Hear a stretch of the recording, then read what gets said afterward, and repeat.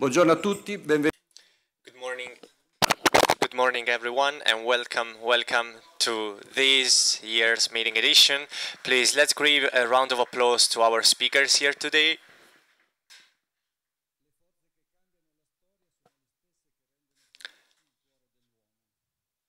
The forces that move history are the same that make men happy. We are here today because we want to talk about history. We want to talk about some people who were brave enough and who wanted to really discover the forces, that made them happy. And by doing that, they changed the employment in food and agricultural businesses. In 2015, the food sector in Italy was quite successful. If you think of some TV programs that deal with cookery, and I'm always impressed by my children. They are together with their friends and they look at the TV and they look at some TV programs dealing with cooking, and this is happening all over the world. So consumers are deeply interested in what to buy, what types of products to buy, the way they choose products when they go to the grocery shop. And today in this meeting we want to discover together what the opportunities are, what opportunities our businesses provide our consumers with. And I want to ask our speakers to provide us with tangible examples, real-life examples. So we would like them to tell us about 2 examples so that we can better understand the fact that if you follow the force of your heart, that force can change history. And this is what has happened with our businesses. And today, here with me on the floor, I have Stefano Berni, Mr. Berni, who is the General Manager of the Grana Padano Protection Consortium. And then Mr. Semeraro, the President of Consorzio Rilegno. And I am very curious about his speech. Let's give him a round of applause. Then it's here with me Mr. Malavolti, the President of FederUnacoma, one of the leaders at the worldwide level in the production of agricultural machine, and also Mr. Moncalvo, the President of Coldiretti. And finally, we also have Mr. Castro, Vice Chair of the Committee on Agriculture and Rural Development of the European Parliament. So, European institutions are here represented by him today as well. So, let's start right away, and I'll give the floor to Mr. Berni. Thank you so much for inviting me.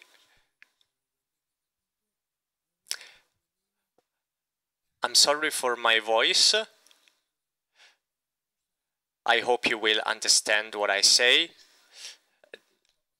Unfortunately, the tone of my voice is not that high today, but I'm sorry for that. So, in order to talk about the topic of our meeting, I'm going to talk about what our consortium does, the way our consortium operates in our territory. Maybe if you are here, you remember that Grana Padano is one of the certified products in Italy, and is one of the biggest certified products, Italian products, and it involves a wide territory because it involves the Veneto region, Lombardia region, Emilia-Romagna region, Piemonte, especially in the city of Cuneo, and also the region of Trentino Alto Adige. So we are spread in a very big territory, especially in the north of Italy. So we created this consortium because we wanted to give value to this territory. The PDO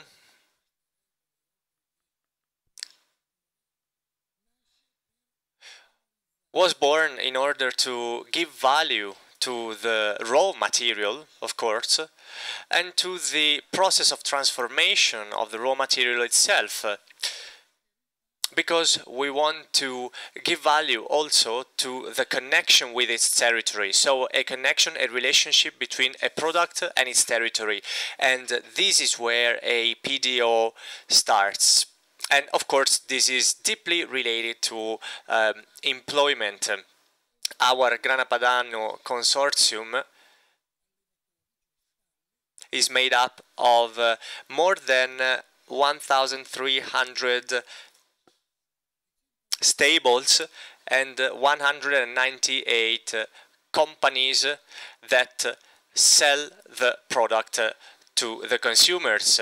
So the total amount of people who work for us, for the Grana Padano Consortium, if we consider also the families related to those people, is close to 40,000 people. So it's a significant number, and it's important for the Italian territory.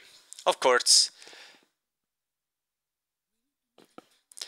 over the last 20 years, the growth of our production was significant. We had a growth of the 40%, so we had a development of the production of our cheese, of Grana Padano, and this happened thanks to some rationalizations. There were different businesses, a lot of businesses, and this development is going on, and it's increasing by 2% each year, and it's creating also new opportunities, new jobs, especially over the last 10 years. I only want to give you an example.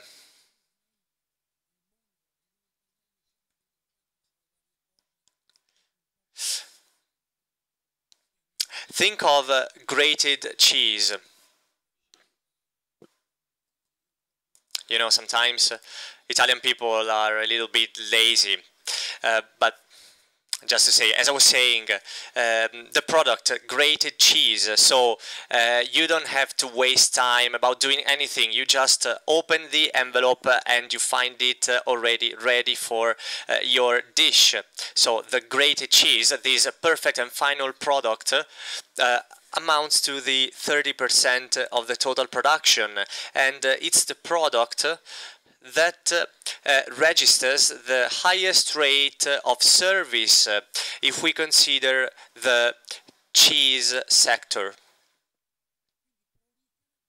So it is a very good service offered to the consumer, and it's also a high quality product. We're currently having 60 inspectors paid by our consortium, and those inspectors carry out a quality check. Especially, as I said, in the grated cheese envelopes. It's a sort of ongoing surveillance. 60 people, 60 families doing this job, making sure that this cheese has the right quality that you, the consumers, expect. Or we can think of another example, for example, exportations.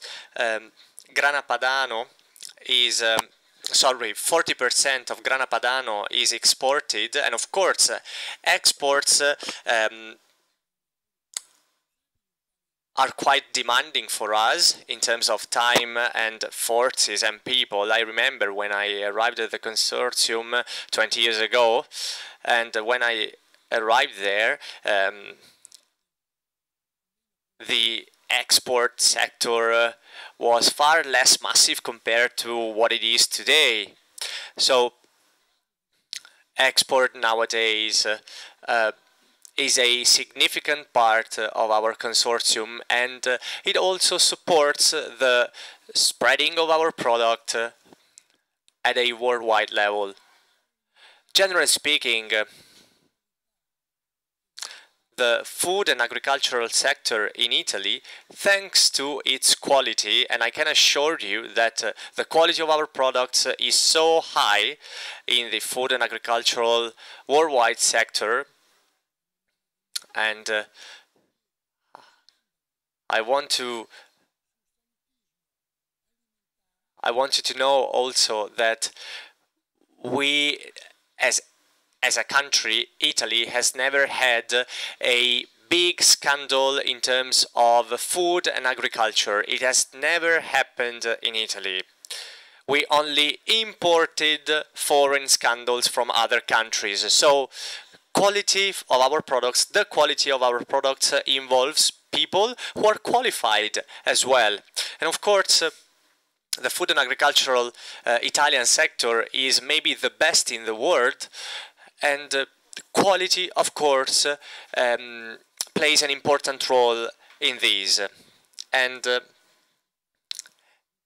it also provides people with a qualified employment. A final example, when I started, the consortium it was made up of 40 people, more or less. Today, if we take into account also the 60 inspectors who carry out a surveillance quality of the grated cheese, well, today we are 130. So it was a massive growth, and of course, if you think, for example, the number of stables that we have, the number of cheese factories that we have, numbers that have increased throughout the years. It was a significant growth. And what does it tell us? Well, that the quality of our consortium, of our PDOs, and of our products, of the businesses that produce food and agricultural products, well, we know that the quality provides good things to everyone. So I want to tell you one final thing. A call to all of you: please tell us if you buy fake products which are not original. Fakes simply damage the consumers, they damage the manufacturers, they damage businesses, because think of a consumer, for example, you buy Grana Padano, you think it is Grana Padano, and then it's not. Well, a recent research told us that says that the 70% of products are fakes if we think of grated cheese, Grana Padano, or Parmigiano Reggiano. So 70% of those products, they are fake. They're not real Grana Padano products. Well, that's quite serious, because it damages both the consumer and the producer. So all of these affects the consumers. Those liars, they affect consumers and also the job of people, because of course, in order to provide quality, you need to hire more people, whereas of course fake products, they are cheaper, but of course they are not real products, and they employ less people to carry out quality surveillance programs. Ricordo che I would like to remind all of you that this wonderful product we've just heard about, its potential. This product was created by people who desired to be happy, because monks about 1,000 years ago, maybe a bit less, decided to use the spare milk to make cheese, and they gave life to Grana Padano. So behind all of this, there are people who are the subject of this meeting. Thank you very much. Now, Nicola Semeraro, about wood and the wood industry. So we're going to talk about wood. It has nothing to do with cuisine. We create that raw material that will be used to build furniture. And you know that Italy is very well renowned for this industry, because we have a lot of companies that work in this field. We can do extraordinary things. There are many woods in our country, but you know that there's soon going to be a bill about the woods. But despite this, we buy wood from abroad, about 8.5 billion dollars. It's a huge figures. Then through this raw material, we then make our products, and we export our products with a turnover of 16-18 billion euros, thanks to export. So we have to start with this. We are forced to buy raw materials from abroad. And in 1997, a law came out about this. You may have heard about this this morning, about the recycling of wood packagings. We are one of the consortiums of CONAI. So in 1997, there were already companies taking care of plastic, paper, but Italy was not recycling woods. So in those years, there was a lot of wood wasted. So we decided to create Rilegno. Not many people know about it, but what I want to say is that wood is a common good. We do this for our community, for our country. We collect wood in Sicily, in Trentino, so both in the south and in the north, and we create a new kind of economy, a sector which is worth 3 billion euros. And about 20 years ago, this industry didn't even exist. So this bill could be quite worrying for our producers, our manufacturers, because those producing woods packaging had to pay a tax, an environmental tax. It is actually quite a low tax, about €7 per ton, so very low. What did we do? We created an incredible company for 100 headquarters all over the country. Private companies that collect woods for us. We work with thousands of towns in Italy, about 4,500. We collect 500,000 tons. We recycle about 2 million tons every year. Thousands of trains involved. So we collect woods and we pay for the people that take care of this part of our work. Then we take care of the transportation so that we can recycle the woods and make it a new product. Yes, we all need to recycle, but we have to be able to, we need to have the tools to recycle it. So collecting the material and then recycle it.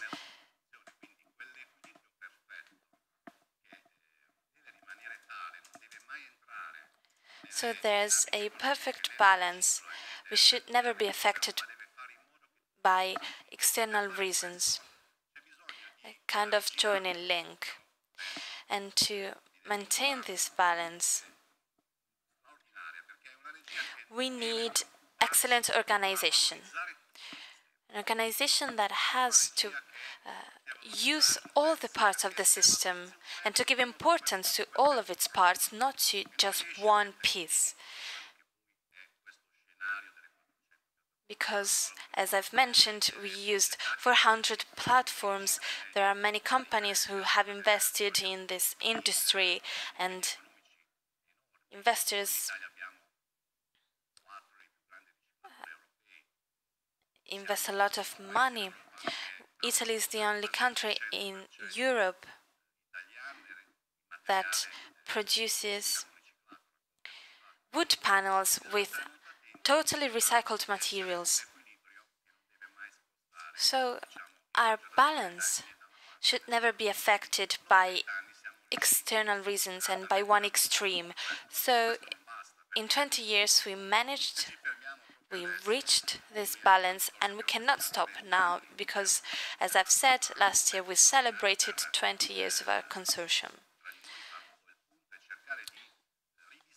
And we took the occasion to plan for the following 20 years.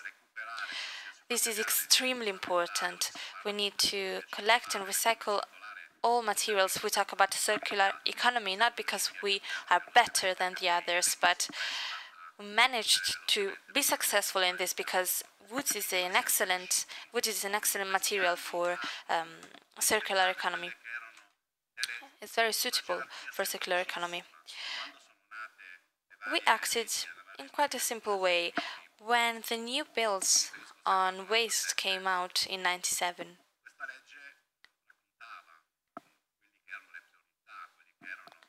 they were about priorities and hierarchies of waste. It's very simple. It is about prevention, first of all, then recycling, reusing, words that are extremely important nowadays, mechanical and energy recycle, all of this. I think that very few people understood the importance of prevention, but not because someone didn't want to understand, but because some people could not understand the importance of this aspect.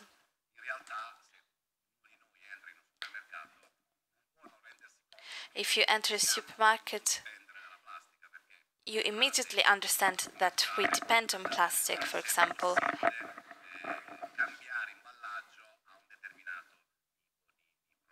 You cannot change some plastic packagings. We need them. But not everyone understood the importance of managing wood waste. So it is not about the material, but actually taking care of the prevention, irrespective of the material. We created a special system to do this.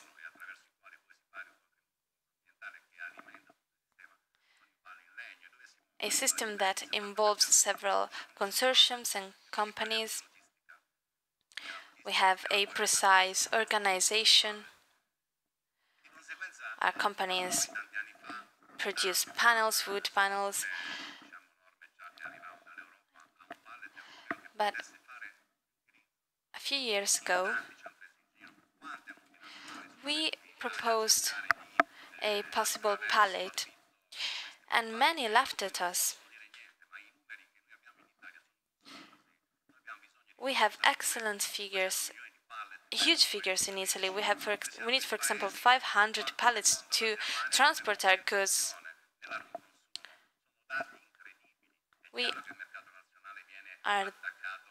use a lot of pallets. We are the second country in Europe for this after Germany. This is just incredible and striking. So we tried and act together. And by we, I mean small companies, because Italy is a very small country. Yes, our turnover is quite high, but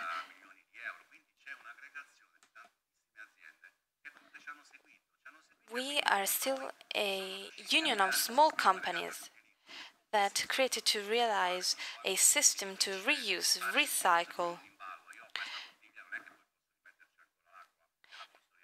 it is not always easy to do with plastic, but instead with pallet it is much easier. So thanks to a European pallet,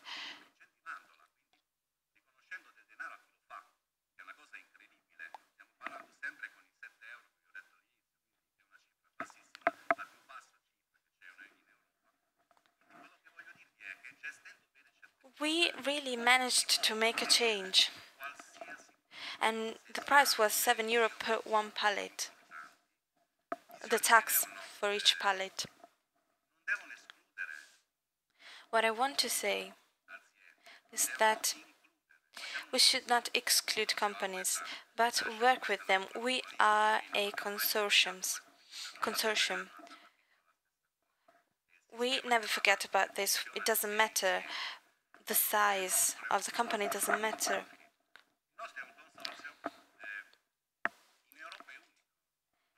In Europe, our consortium is a unique case. They have called us many times, and they have invited us many times in Europe to talk about this. I'm very proud of this, but this consortium is not in our hands, but in the hands of the Italian citizens. And we are doing all of this for an economic growth that can be shared by all of the companies, and I'm talking about 2,350 companies. Thank you very much. Congratulations to Nicola Semeraro and Rilegno, and also congratulations to our politicians who in 1997 created this bill that enabled us to become leaders, European leaders. And also, would like to congratulate you for putting into practice your ideas. Because something is useful if it is useful for everybody, for all the people. Alessandro Malavolti, President of...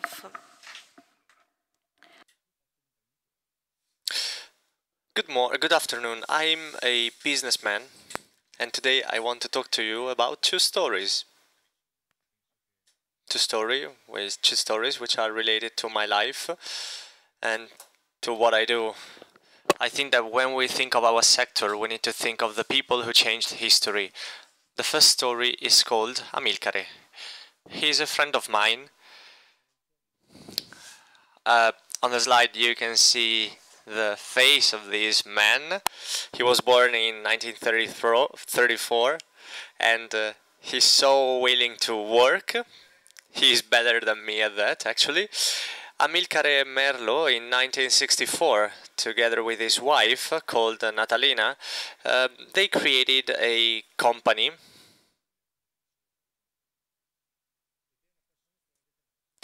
And he loves his job, and he had this idea. He created a small tractor, which is now called a dumper, to carry sand and building products. So he had this idea, he started working on it, and everything is true because he told me he created the first prototype, he showed it to his parents, and so he got on the dumper, he drove a little bit, but then something got broken, and he had an accident actually, he broke his leg and his arm. But he didn't give up, and he tried again, he had a cast on his arm, and he moved on, and a few years later he created other machines, other dumpers, and there is something that happened in his life that actually impressed me a lot. In 1978, he got an order of 200 dumpers, and he created them in a very beautiful country, which is Persia. Maybe you don't remember it. So it was a very big order, 200 dampers, and it was the production that he usually used to do, in 5 years' work. So he went home, he talked to his wife, to Natalina, and she was very mad at him because it was too risky, that order. But then he contacted his bank, and the bank told him, okay, that's right, you can do that. But they didn't tell him, we're giving you money, we're going to give you a ship of oil. He produced the dampers, and in 1979, with that ship, he gave Persia those dampers. So he managed to do everything, but unfortunately, during those days, maybe if you're young, you don't remember that event, there was the feminist revolution. Sorry. There was a revolution, and he needed to go back home, and it was a problem because they didn't know whether the ship was about to sail or not. It was the communist revolution. The communist revolution. So what did he do? He invented a teleander, another machine, a very specialized machine, and it was a good invention. And now it employs more than 200 people. I just want to tell you that in 2002, the French awarded him for his inventions, and a few months later he was awarded by the Italians as well, and in 2009 he was also awarded with another prize, an honorable prize. So it is very telling, this story. The applause is for him, of course, for Mr. Merlo. What did I learn from that? Well, in order to create your business, you need intuition, you need to compromise yourself with what you do. Once when I was with Amilcare, I saw him with a lot of engineers together with him, and he was mad at them because he wanted them to do something in a different way than the way they were doing that. And this is when actually I knew him, while he was mad at his engineers. What did I learn? Doing business is something dangerous. There are good times, bad times. You need to be passionate about your products, about your job. Well, a second story. Please, okay, as you can see in the second slide, well, when my son was very young, he asked me, and he's the one on the left, he asked me, who's your favorite superhero, Dad? Batman or Superman? And I told him, Ricardo, none of them. My superhero is my father, is your grandfather. I am a second generation entrepreneur, and my father was very important to me. I'm one of those businessmen that have their parents with their own activities, and they need to decide whether to work in that activity or not. My father was a severe person, but he taught me one thing, the passion for the job. Well, that's what I learned from him. Today we produce iron pieces, and I do that. I love my job because I learned that from my father. You need to be passionate about what you do. If you're young, you need to be convinced about what you do. You need to love what you do. You need to love, for example, the activity of your parents if they have their own activity. Otherwise, do something else. Do, for example, go and start teaching, or set up an activity on your own. Do whatever you want, but do something else. But if you have the passion because you felt it in the air at home with your parents, well, keep on doing the job of your parents. It's beautiful to share your dream with your father's dream. That's the most beautiful thing in the world. Gli dico solo l'episodio più significativo. There is another story that is important for me. I was 19, so before starting university, and my father told me, if you are free this summer, you can come with me on a job trip. So I went there with him, together with my fiancée, who is now my wife, and we traveled a lot because we traveled through United States, India, China, Singapore, Egypt, Germany, and then we went back home in Italy. And I there understood what being a businessman meant. What does it mean to travel?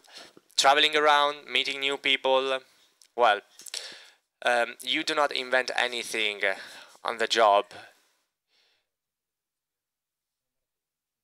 Life is like a marathon, and if you want to run, you need to be passionate about what you do.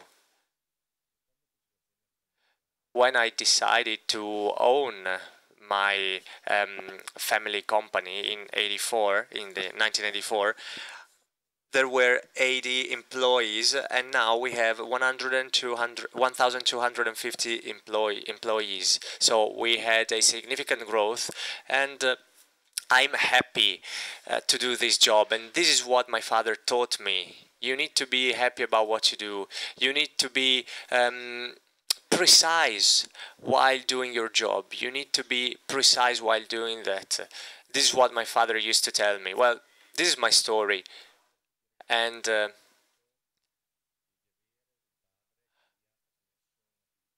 I hope that if you decide to start an activity, well, I hope that you have a father like the one that I had.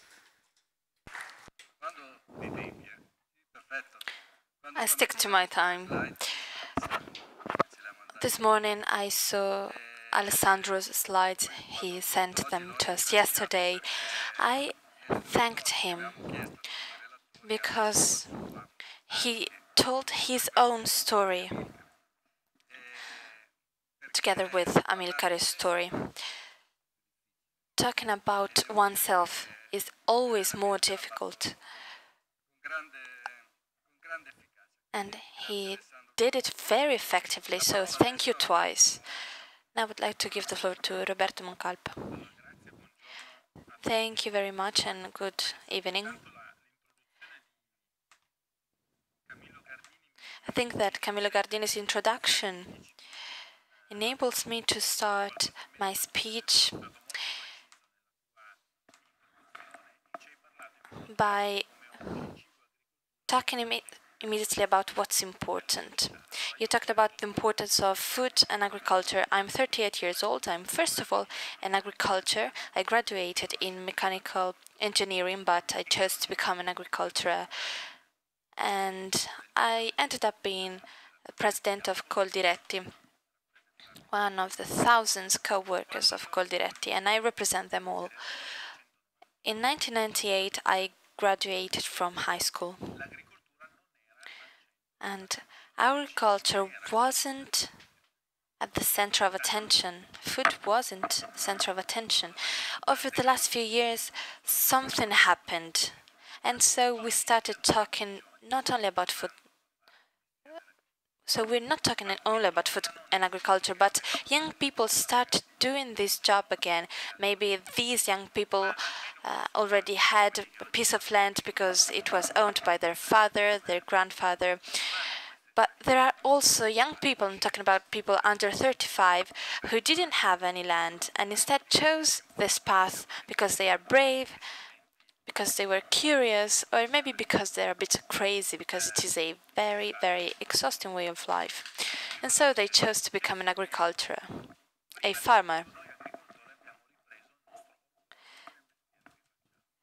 We found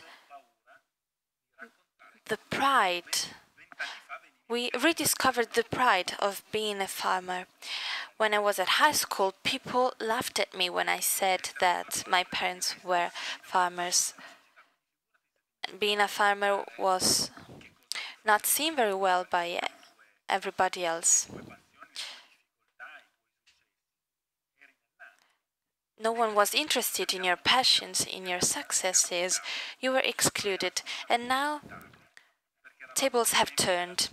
This was really incredible.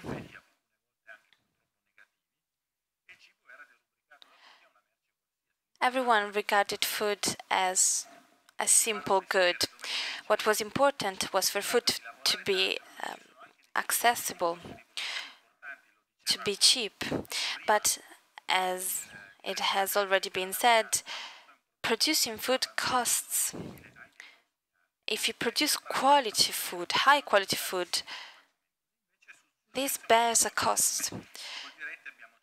We as Coldiretti tried and worked on this, and in 2001 we obtained a new definition of farmer.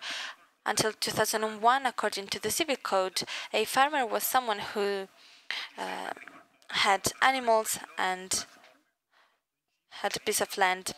Now you're a farmer if you also sell your food, if you take part to social initiatives, if you help the environment, if you use renewable sources of energy, so anything that regards agriculture. This is something we achieved, and that was extremely useful to change farmers' life. I wouldn't be a farmer myself if Coldiretti hadn't achieved these goals. And this is why many young people are choosing this path, this way of life. About 70% of young people under 35 who chose to be a farmer. We are one of the main countries in Europe for this. Without a certain support, this 70% could not be able to be a farmer. Because they would not be able to give this added value to their profession. And also, the market of farmers is a tool to rediscover the job of farmers, the importance of food. So we've started a very interesting work, a very interesting project, which is going on right now, even though there's a very concrete obstacle, which is called Europe. And by this I mean special labels. Because when we buy food, we need to know the origin of food. All of this was absent in the future. You may, in the past, when you bought Italian mozzarella, the milk could actually be milk coming from any part of the world. A jam made in Italy could actually be produced with sugar coming from some other country, with fruit coming from some other country.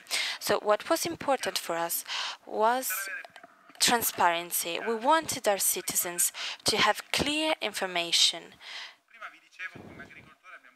when they went shopping. So we also started being proud of what we do. Coldiretti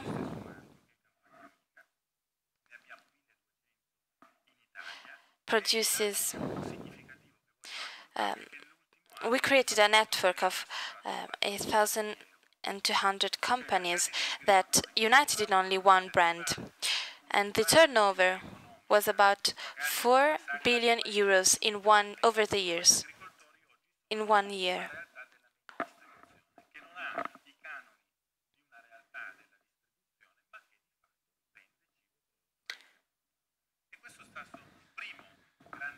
This was a very important step through which 20,000 people, companies could work in this field. And now the second part of my speech, of my story. On the one hand, there are the negative effects of globalization, especially free trade agreements, that focus on low prices instead of focusing on equal production rules for everybody. There are no rules on environmental sustainability, on workers' rights. Instead, who has the lowest prices wins.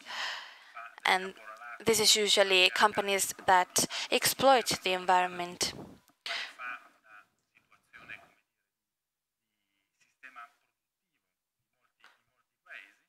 They change the environment in many countries. So this is the general framework. And many farmers found it difficult to keep on working because of this. Because when price is the only thing that is important, then who has the lowest prices wins, irrespective of quality. Instead, Italy has very specific rules on environmental sustainability, on social sustainability, which imply higher production costs. I'm not talking about electricity and other aspects of production, but I'm talking about the fact that if I have some workers that take part to the production process, this bears a cost. If I have rules to protect the environment,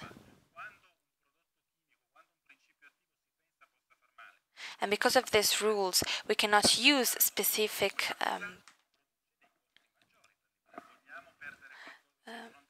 chemicals that can damage the environment, for example, that these chemicals are not used. And this leads to higher costs.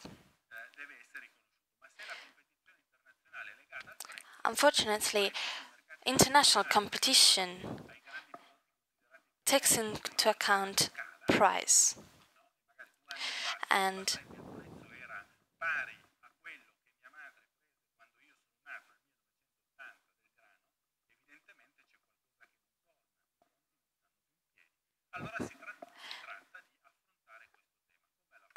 therefore, we should tackle this problem.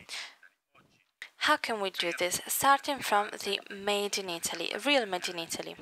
Starting from products coming from the Italian regions, in Italian stables. Our export accounts for more than 41 billion euros. And now, in Italy, we want to rebuild a link with those farmers who work in bigger industries, companies that sell about 70% of the total food, so very important companies. Over the last year, therefore, we started proposing special contracts. Those workers that choose to sign this contract, and also other bigger companies, they accept three particular conditions.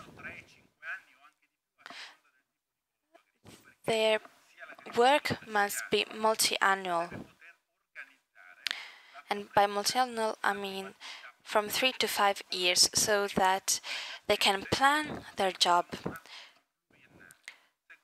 And to be sure about the results of one's work, a lot of time is needed. This is why we ask multi-annual plans.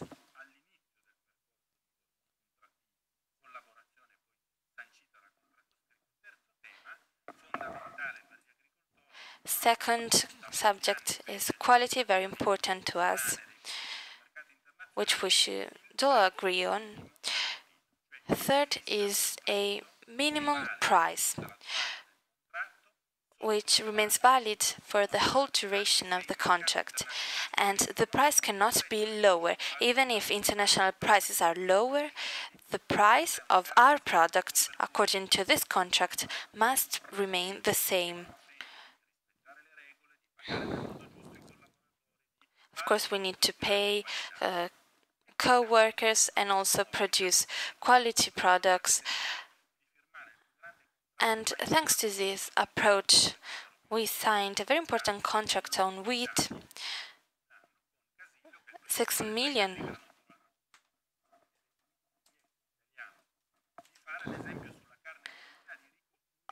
of quintals of wheat.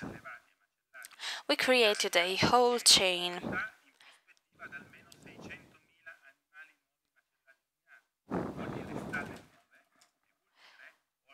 that leads us to a bigger production of meat, more animals being slaughtered, more than 600,000.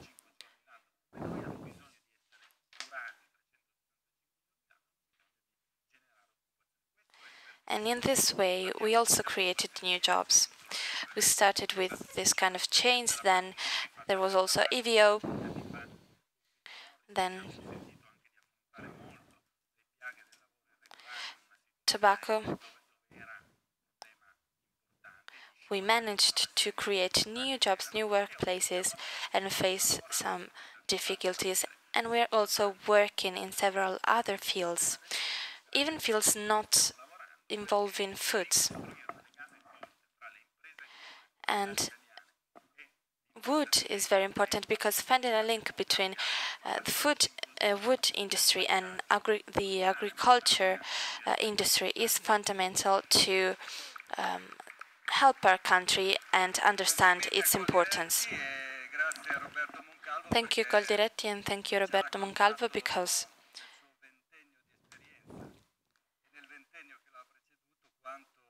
he has talked about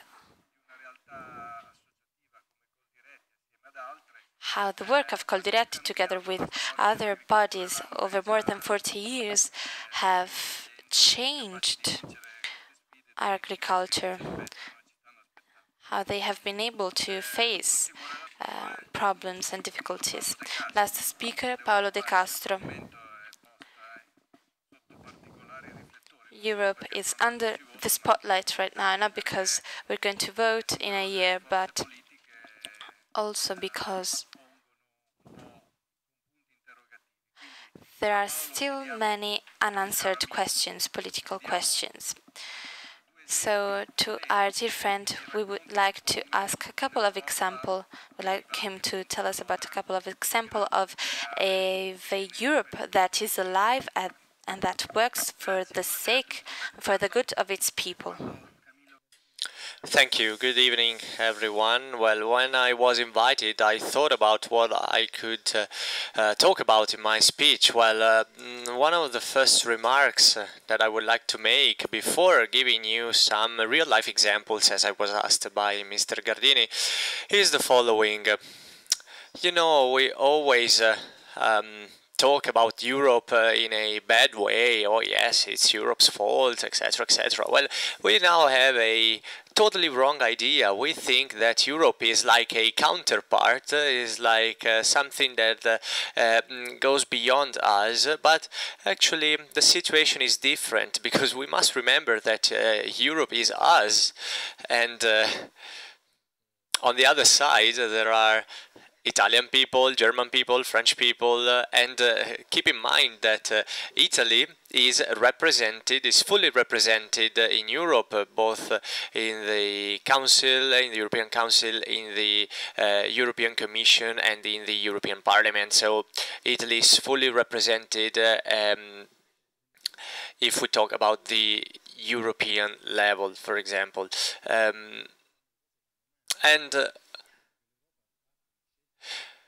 When we think Europe made a mistake, we must ask ourselves, what was our mistake, not what was Europe's mistake, because we voted that choice. We were the voters of the choice of Europe. Every single choice made by the European Union has been voted by the Parliament, by the European Council, by the European Commission. It's always voted. So Europe is us. It's us. We are behind those choices. So let's learn these. We must learn how European institutions work, and I'm referring especially to young people, because actually we have the responsibility for the European choices. The responsibility is ours.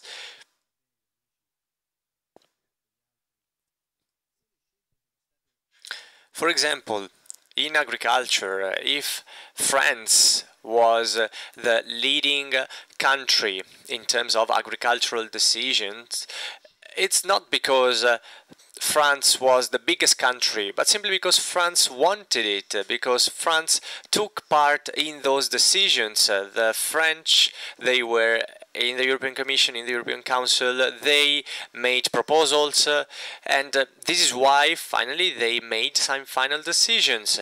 And another wrong idea that we have of Europe is when we think, oh yes, we need to go there to the European institutions and we must fight one against another. But that's wrong.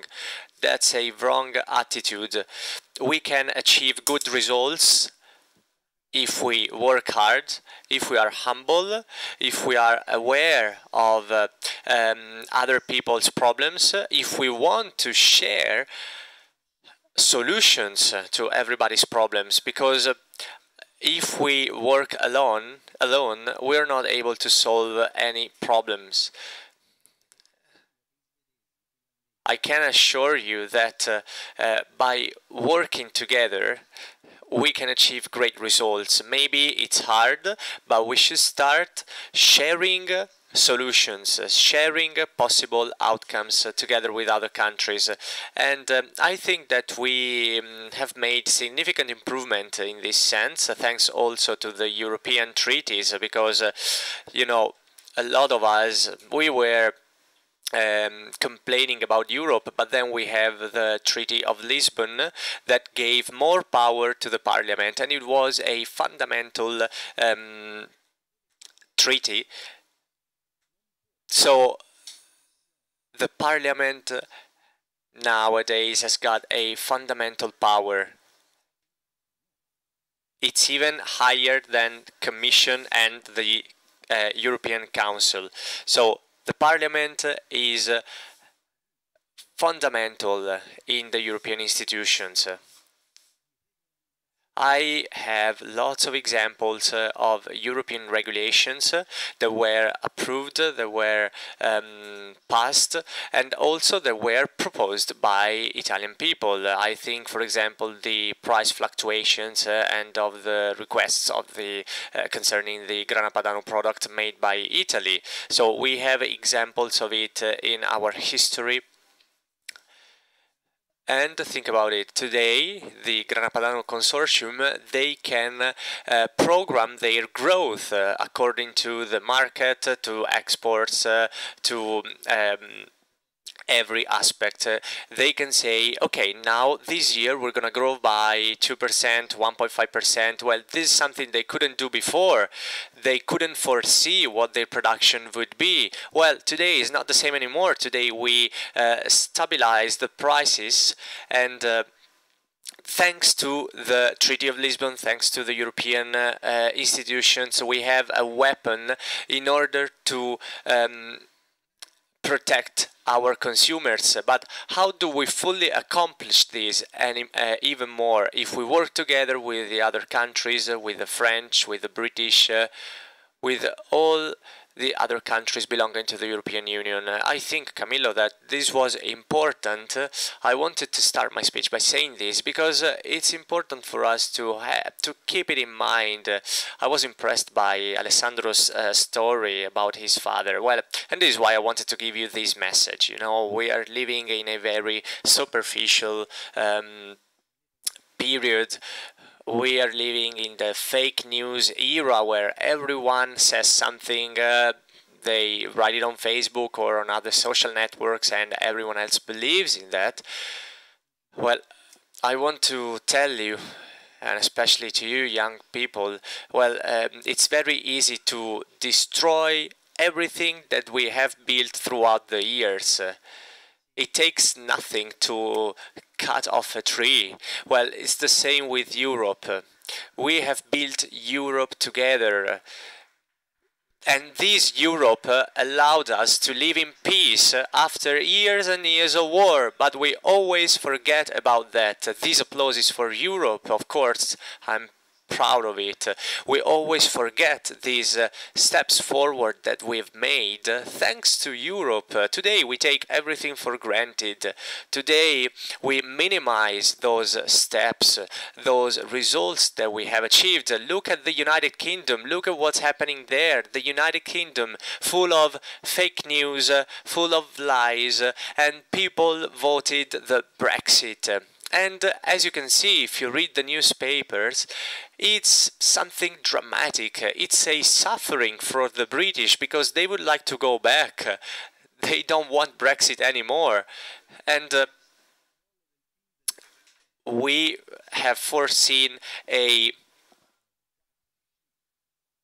collapse, a fall by 2% of the GDP, and that's gonna be a failure.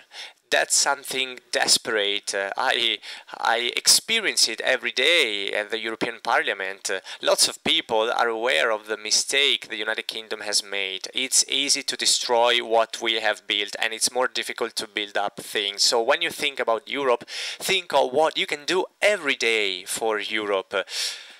We have seen the beautiful exhibition on the 68, and I was thinking about the sentence pronounced by Marchionne. The 1968 was quite important for our history. It brought about significant changes, but Marchionne said maybe 1968 gave a contribution. It gave birth to the Italy of rights and not to the Italy of duties. Today, everybody wants something. Everybody is angry because they think they don't have what they deserve. But we always forget about the duties that we have.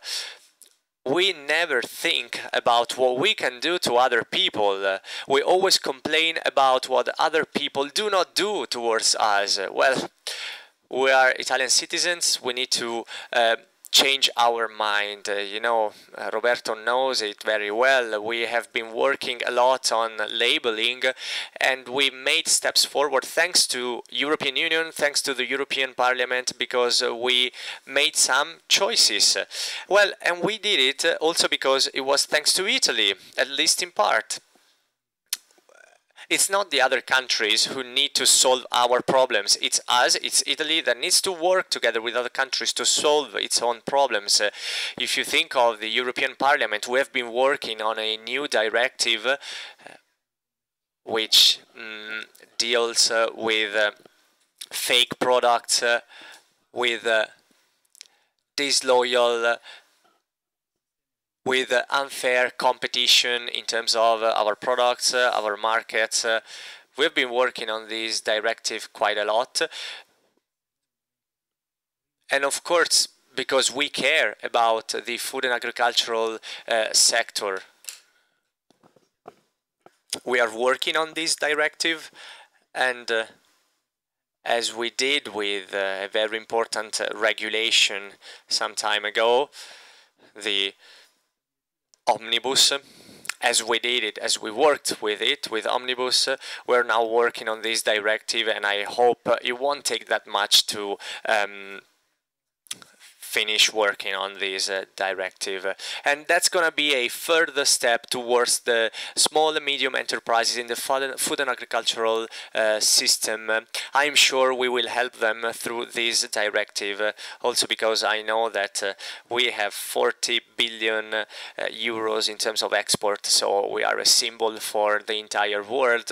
And sorry, this is happening thanks to the European Union. I want to underline that because we belong to Europe. All the things that we use today, for example, the PDO, it was a European invention. It wasn't an Italian invention. So a lot of inventions that a lot of tools that we use today, they are European inventions. So let's work together. Let's try and make this Europe closer to us, to our interests, to our needs, to our goals, and at the same time, let's work together and let's share this building process. Thank you. Vorrei ricordare che l'Europa è nata. I want you to remember that Europe was born thanks to people who knew what made their heart happy. Despite the wars, the previous wars, despite the battles, despite the sufferings, despite the violations of rights and of people's respect. Those people had the strength, had the bravery, because they wanted to follow those desires that they had in their hearts, and this is why they created this European area of development, and we are so proud of it. Okay, now we would like to ask our speakers some operational remarks, just 3 minutes each. We would like you to tell us what would be your advice for people who work in this sector and who want to make improvements. So I'll now give the floor to Mr. Berni first and foremost.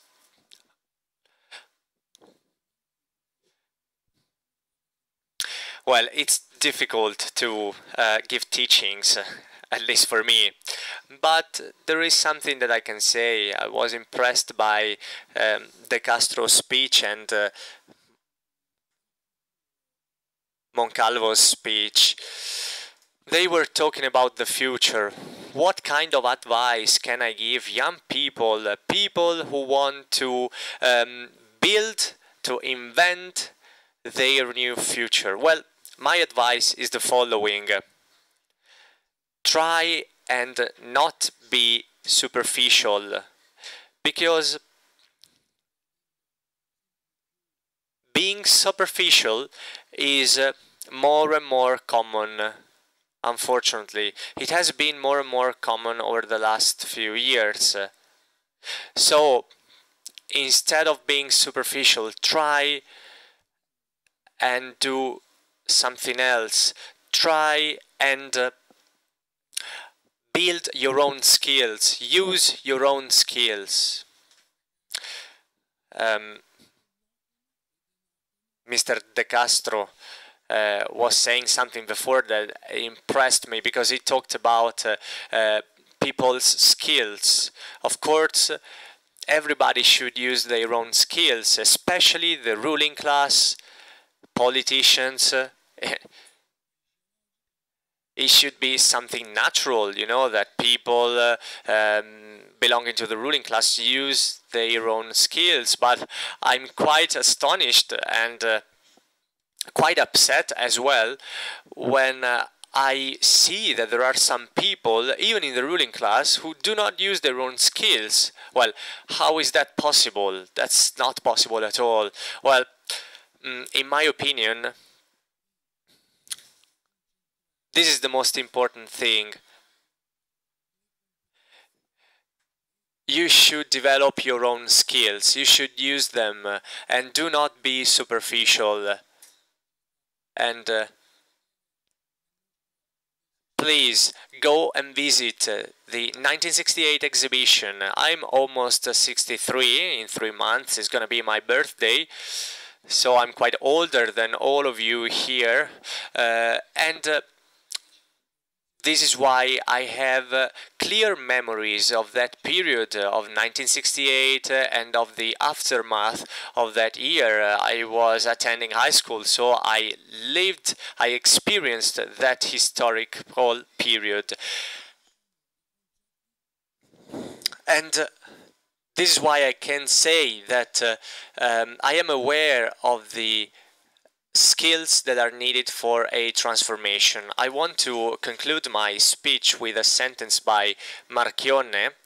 I used to be a smoker, as Marchionne also was, and please, just a piece of advice: stop smoking. as I managed to do in the end.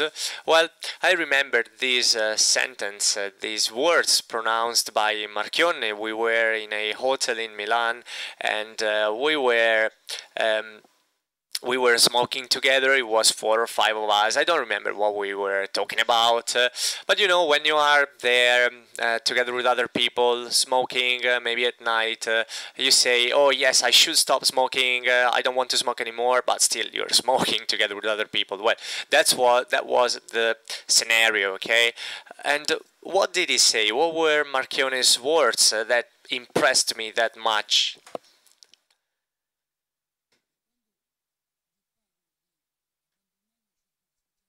Well, when I told you, do not be superficial and develop your own skills, I tell you that because Marchionne used these words. He said, and of course he was addressing to young people, but I think to everyone else in the end, he said, be brave enough to change who you are, to change your mind, to change your approach, to change your perspective, because this is the only way to change the things that you don't like in your life. That's the only way to make your life a better life. Nicola Semeraro. Nicola Semeraro, 3 minutes. I would like to take this opportunity to try and find a link between Eni's world and ours. We are part of the food and agriculture sector, so it would be very interesting to find common ground, because we have been building wood boxes to transport fruits and vegetables for 100 years. So this could be really interesting. Now I would like to ask him to take part in a project we've been organizing for quite some time now. The goal is to use only wood boxes for food. Nature transporting nature. I would like to hear his take on this. Could this help not us who produce the boxes? We amount for 50% of the wood, of the production of boxes for food transportation in Italy. We need 800 million boxes in Italy, and 400 million of them are produced, are made of wood. Could we create a box that could carry not only food but also data to improve traceability of products? Yeah, I will answer immediately. My answer is definitely yes. We can work together so that even packagings can remind us of the limits of our planet, and we should pay attention to them. And also,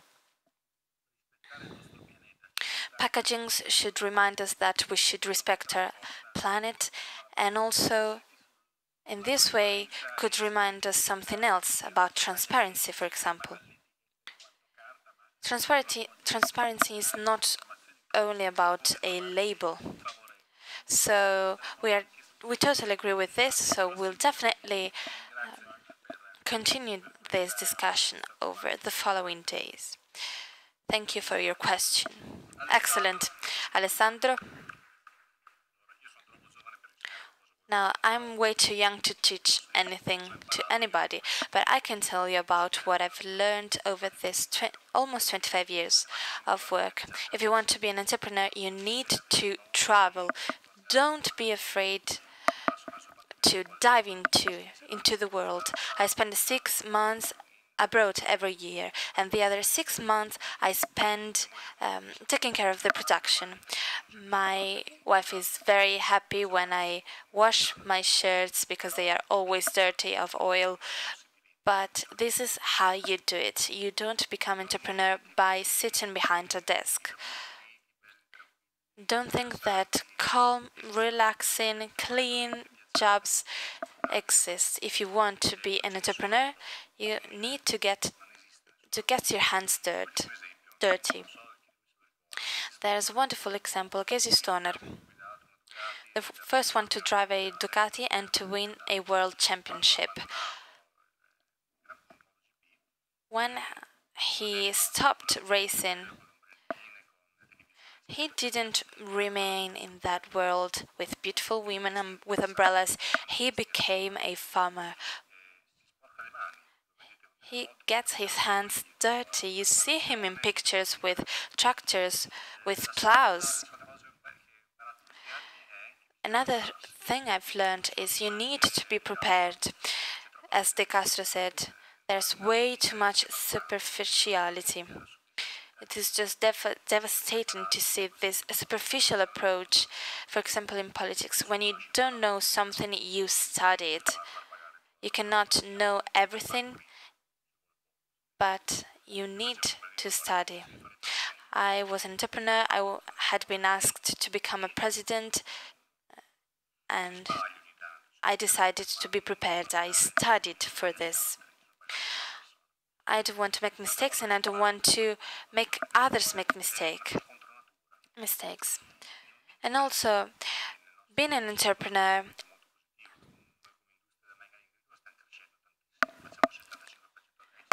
is a very interesting job.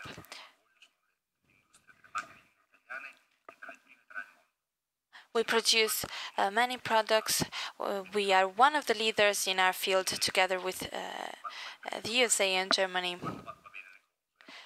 And when you're an entrepreneur and everything goes well, you cannot just stop. You need to run faster. So this is why I'm saying being an entrepreneur goes against nature.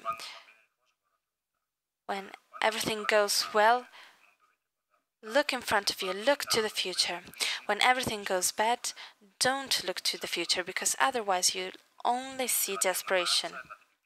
You need to go slower and live by the day. When you're an entrepreneur, there are great moments, but also very tragic moments. You may need to fire people. You need to take life step by step. So be prepared. Today's world is extremely competitive, but also extremely interesting. I would like to be young once again and be 15 or 20 now, because you have just unbelievable chances and possibilities in front of you, but you need to put a lot of effort into it. You need to study and work more. This is what you need to do to take advantage of these new chances. Please. Don't trust the tweets. Use more than 140 characters. Well, I agree with Stefano and Alessandro. Our globalized world is even more complicated and more competitive than the previous world that we had. So in order to be successful, if you are a businessman, if you are a farmer, or whatever you are, you need to work hard, you need to study hard, you need to have lots of skills and competencies. And also you need to listen to other people. You know, today, thanks to social networks, everything is so fast, but we don't have time to really understand the things that we read every day. I remember when I was younger, before writing a sentence, it took us ages by consulting the sources, etc. Today, we can write everything that we want in 1 second and then erase it and write it back again. So, my advice is do not be superficial try and study what you want to work on always. Thank you. Okay. So, starting again with Mr. De Merlo, who was very enthusiastic about everything that he said. I want to say that we are happy because we wanted, all we wanted today was real life examples, you know, having real life examples by people who used their ideas, their hearts to build something. And as we have seen, this brings good results. If you use your passions, desires and your heart, well, this is our duty. This is our task today. And we want to accept the challenge. And